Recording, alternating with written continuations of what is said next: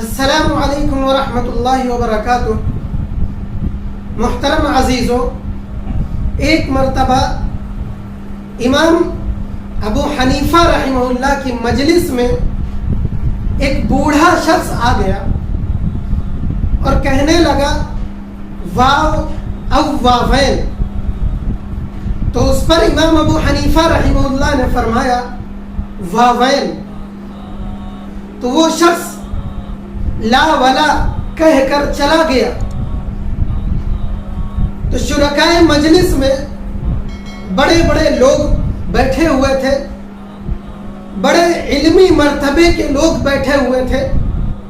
اسی مجلس میں امام ابو یوسف رحمہ اللہ جو کثیر الحدیث بڑے محدث تھے وہ بھی بیٹھے ہوئے تھے۔ اسی مجلس میں قاسم اور محمد بن محسن جو عربی ادب کے ماہر تھے وہ بھی بیٹھے ہوئے تھے۔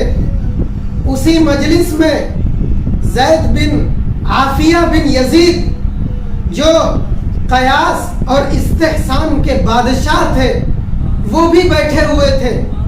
اسی مجلس میں امام ابو داود طائی رحمہ اللہ جو زہد و تقوی کے امام تھے وہ بھی بیٹھے ہوئے تھے۔ لیکن ان سب کو وہ اشارے سمجھ میں نہیں آئے، جو اشاروں میں بات ہوئی وہ سمجھ نہ سکے۔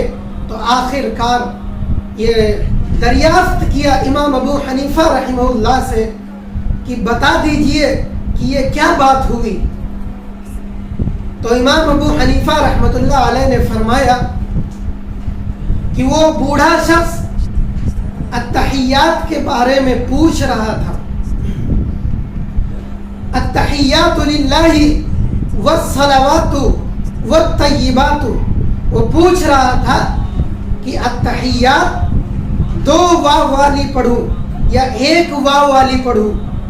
تو میں نے کہہ دیا واوین، یعنی دو واو والی پڑھو۔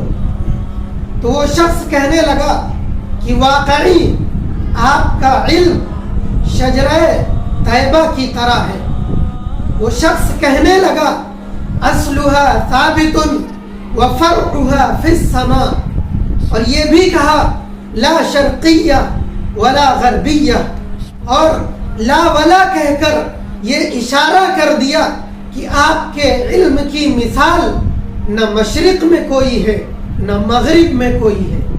اسی طرح ایک مرتبہ امام ابو حنیفہ رحمۃ اللہ علیہ کی مجلس میں ایک عورت آئی، اسے ایک مسئلہ پوچھنا تھا، لیکن جب اس نے مجلس میں دیکھا مرد حضرات بیٹھے ہوئے ہیں تو وہ شرما گئی، وہ مسئلہ پوچھ نہ سکی۔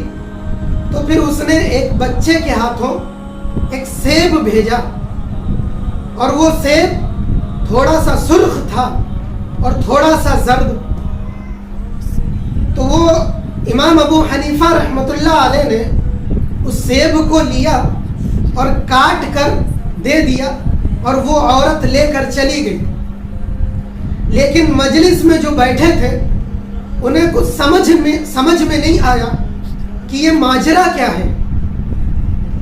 تو امام ابو حنیفہ رحمۃ اللہ علیہ نے فرمایا کہ وہ عورت مسئلہ پوچھنا چاہتی تھی، لیکن آپ لوگوں کو دیکھا تو شرم مانے آ گئی، تو اس نے الفاظوں کے استعمال کے بجائے سیب بھیج کر اپنا مسئلہ معلوم کر لیا، اور میں نے سیب کاٹ کر اسے مسئلہ بتا دیا۔ تو وہ مسئلہ یہ پوچھنا چاہتی تھی کہ عورت کے حیض کے خون کی رنگت جب زرد ہو جائے تو کیا وہ غسل کر سکتی ہے؟ تو میں نے سیب کاٹ کر یہ بتا دیا، کیونکہ سیب اندر سے سفید ہوتا ہے نا، اس لیے سیب کاٹ کر یہ بتا دیا کہ جب تک زردی سفیدی میں نہ بدل جائے تب تک غسل نہیں کر سکتی۔ تو ایسے لوگ کہاں ہوا کرتے ہیں؟ ایسے ہی لوگوں کے حاسدین بھی بہت ہوتے ہیں۔ ایسے ہی لوگ جب دین کا کام کرتے ہیں، دین کے آپ دیکھ لیجئے جو ناچ گانے والے ہیں، سیر و تفریح کرنے والے ہیں، جنہوں نے پڑھائی کے دوران صرف کھیل کود کیا، صرف افراتفری میں وقت گزار دیا، جن کے پاس کچھ نہیں آیا، دنیا ان کو کچھ نہیں کہتی، بلکہ ان کے کھیل کود پر بھی تالیاں بجاتی ہے۔ لیکن اگر وہی شخص کچھ دین کا کام کرنے لگ جائے، کوئی مقام و مرتبے پر فائز ہو جائے، کچھ حاصل کر لے، اس کے بعد وہ دین کا کام کرنے لگ جائے، اسے ہدایت مل جائے، تو دنیا ان کے خلاف ہو جاتی ہے۔ ان کے حاسدین نکل کر سامنے آنے لگتے ہیں کہ ارے یہ تو میرے ساتھ کھیلتا تھا، یہ تو میرے ساتھ فلاں فلاں کام کرتا تھا، یہ کیسے مفتی بن گیا، یہ کیسے عالم بن گیا، یہ کیسے اتنی صلاحیت والا بن گیا، یہ کیسے اتنا بڑا دین کا کام کرنے لگ گیا، یہ کیسے دین کا ٹھیکیدار بن گیا۔ تو یہ حاسدین بننے لگتے ہیں، اور یہ حسد کرنے والے آپ کے علم سے حسد نہیں کرتے، بلکہ ان کو کچھ آتا نہیں ہے، یہ خود اس مرتبے پر نہیں پہنچ سکے، اس وجہ سے ان کو حسد ہوتی۔ اب دیکھ لیجئے، آپ سمجھ لیجئے، ایسے لوگوں کو آپ پر تبصرے کریں گے، آپ پر کمنٹ کریں گے، آپ کو برا بھلا کہیں گے، ایسے لوگ جب آپ کو ملے تو آپ سمجھ لیجئے کہ اللہ نے کچھ ہمیں دیا ہے جو اس کو نہیں دیا ہے، ہمیں دیا ہے، اس کو نہیں دیا ہے، اس وجہ سے اس نے میرے اوپر انگلی اٹھائی ہے۔ تو آپ اللہ کا شکر ادا کیجئے۔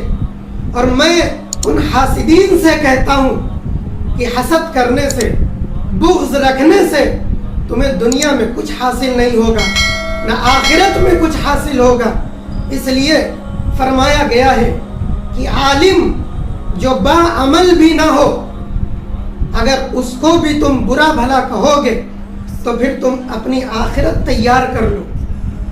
دنیا میں بھی عالموں کو برا بھلا کہنے والوں، ان پر انگلیاں اٹھانے والوں کو، ان پر تبصرے کرنے والوں کو اللہ رب العزت دنیا میں بھی دکھا دیتا ہے، آخرت میں اس کا انجام کیا ہوگا وہ اللہ ہی بہتر جانتا ہے۔